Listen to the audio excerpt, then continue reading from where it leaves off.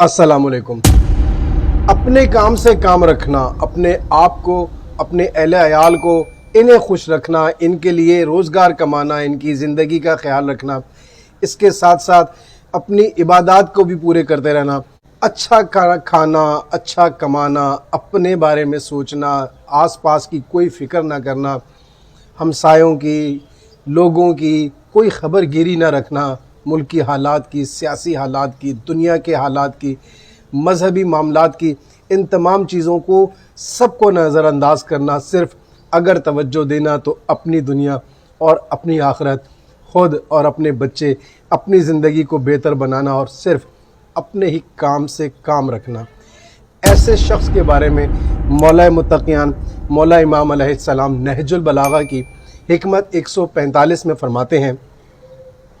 बहुत से रोज़ादार ऐसे हैं जिन्हें रोज़ों का समरा भूख प्यास के सिवा कुछ नहीं मिलता, और बहुत से आबिद शब जिंदादार ऐसे हैं जिन्हें इबादत के नतीजे में जागने और ज़हमत उठाने के सिवा कुछ हासिल नहीं होता। ज़ीरक व दाना लोगों का सोना और रोज़ा न रखना भी काबिल सताइश है। आप फरमाते हैं, ऐसा शख्स कि जो तकवा हासिल कर चुका हो, जो होशियार हो, जो समझदार हो, जो मुत्तकी हो,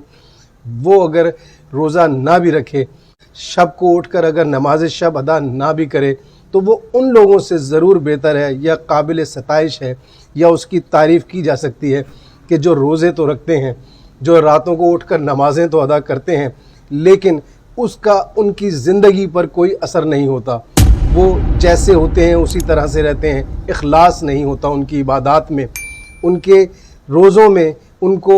उनके आज़ा जवारे ही उनकी कंट्रोल में नहीं होते। वो जो चाहते हैं करते हैं, अपनी मर्ज़ी के मुताबिक करते हैं, वो ख़ुद को अल्लाह की मर्ज़ी के पाबंद नहीं करते। ऐसे लोगों के रोज़ा रखने या इबादत करने से कहीं ज़्यादा वो लोग जो होशियार हैं, जो समझदार हैं, जिनकी गहरी नज़र है हालात और वाक़यात पर, जो ख़बरगिरी रखते हैं माशरे की, उनकी मदद भी करते हैं, उनकी इस्लाह भी करते हैं, ऐसे लोग तारीफ़ के काबिल हैं। शुक्रिया।